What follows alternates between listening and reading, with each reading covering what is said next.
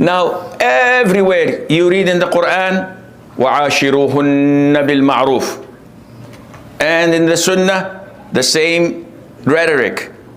The Prophet is telling us, Allah Azza wa Jal, before that, is telling us, commanding us to be kind and to live with our spouse in a decent manner.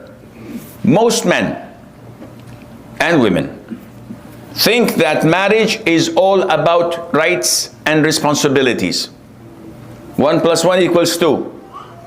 It is like an auditor. Whenever a dispute happens, what did I do and what did you do? And they start to check and balance. And this is not correct. When you have to live with your wife in kindness and in a decent fashion and honorable way, it means that you love for her what you love for yourself. So don't start pointing the finger and say, you should have done this, you should have done that. Rather, look, if your sister or daughter were to be treated in the same fashion, how would you feel? If you were a wife and your husband was treating you in the same fashion, how would you feel? We tend never to think in this way.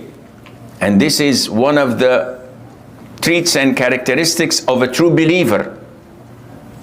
The Prophet said, alayhi salatu wasalam, Iman is 60+ branches, which means that if you do not fulfill and complete these branches, you'll never be classified as a full-fledged mu'min. Rather, you would be Muslim, or mu'min that is not that perfect. So you have to fulfill these 60+ branches, or 70+ branches, as in another narration. One of them is to love for others what you love for yourself. And we never think of this. We're so selfish. We're so concentrated on what matters to us, and the hell with everybody else. Whether it's in our jobs, whether it's in our own homes, the siblings among themselves. I'm not gonna do this. They should do that. I never think of what your country should do to you, but what are you going to do for your country? What Uncle Sam says. This is what we should behave, or how we should behave. So marriage is not an equation that is fixed. It's filled with many other things that may not be tangible. It is not restricted only to food. I married you, I'm feeding you, you have a roof on your head. Well, when she was at her father's house, she had a better way of being treated. She had more food than what she's having today in your house. And she had a better roof. And she was treated like a queen. So why did you take her from her father's house to treat her like trash? This is not Islam.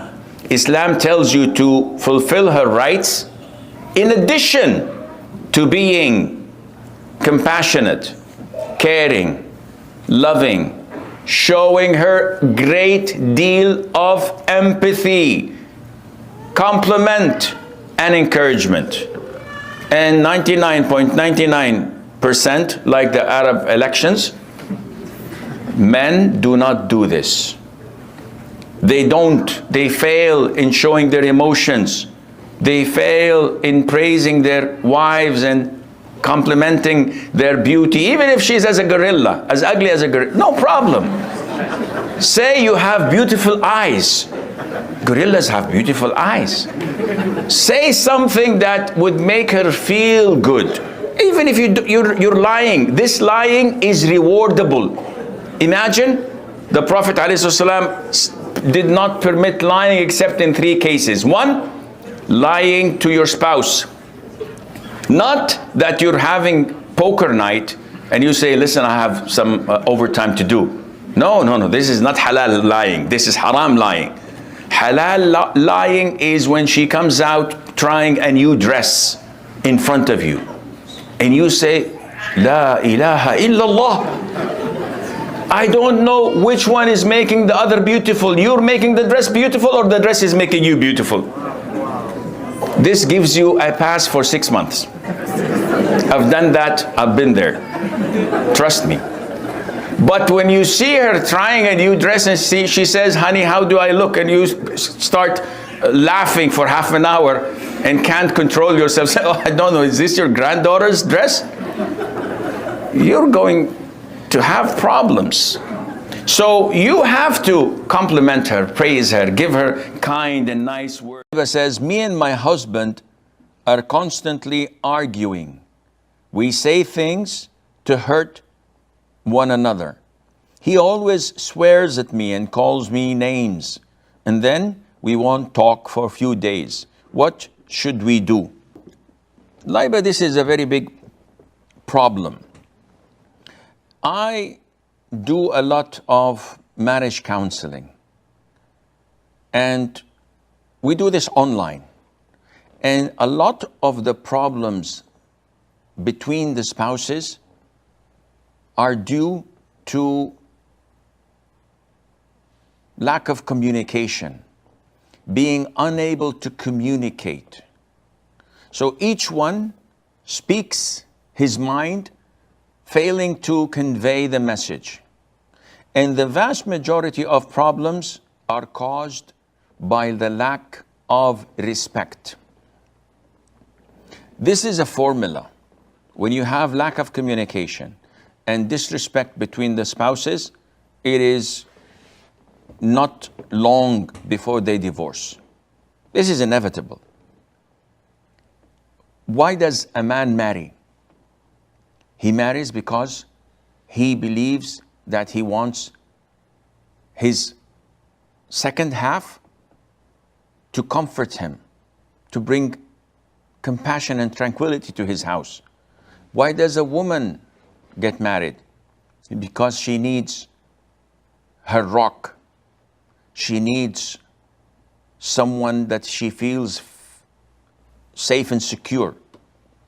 If this is not available, then this is a formula for destruction and divorce. So what to do? First of all, you have to respect one another. Second of all, avoid pointing fingers. You did this, you did that, you said this, you did that. It's not going anywhere. We're not going to reach any solution when you accuse me and I accuse you. Thirdly, never do this in front of the children. Fourthly, always give a small percentage that you may be in error, in wrong, that you may be the arbitrator, not the arbitrator, the perpetrator. You might be the one who is doing the mistake, but usually you don't consider this as an option. Imam al-Shafi'i says, my opinion is the right opinion, with the possibility that it is wrong. And my opponent's opinion is the wrong opinion, with the possibility that it might be right. There is always a room for correction and rectifying things. If you manage to do this and sit on a table with such an attitude, you will not ever have problems, inshallah. But if you hold your grounds and say, nope, I'm right, he's wrong, end of story, either my way or the highway, divorce is inevitable. So I suggest that you sit together when you are both in a good mood, bring a paper and a pen and write the pros and cons of each other and set the ground rules. Don't accuse me. Don't argue with me. Don't point fingers at me. And let's see where we have gone wrong and try to fix it as much as possible. A sister says, is PDA, and that is public display of affection, allowed in Islam, like a married couple holding hands while walking in public or sitting really close together when others are around, what is the intention when a Muslim shows his affection to his halal wife in public? What is the intention? One would claim, oh, to show his spouse his affection and love and compassion. Akhi, this is unheard of in Islam. You want to show your affection and compassion and love and mercy? Get a room. Why do it in public? This is not for showing your affection. This is wanting to show off, to have others look at you and say, oh, how cute, how nice. This is not manly. Your manners should be better than to show such affection in public. First of all, because it's not for the sake of Allah, nor to show your spouse that you love her. You could have done that 23 hours and 50 minutes a day, not necessarily this 10 particular minutes. So to hold back all of these emotions and have this surge and flood of affection in public, give me a break. Seriously, get a room.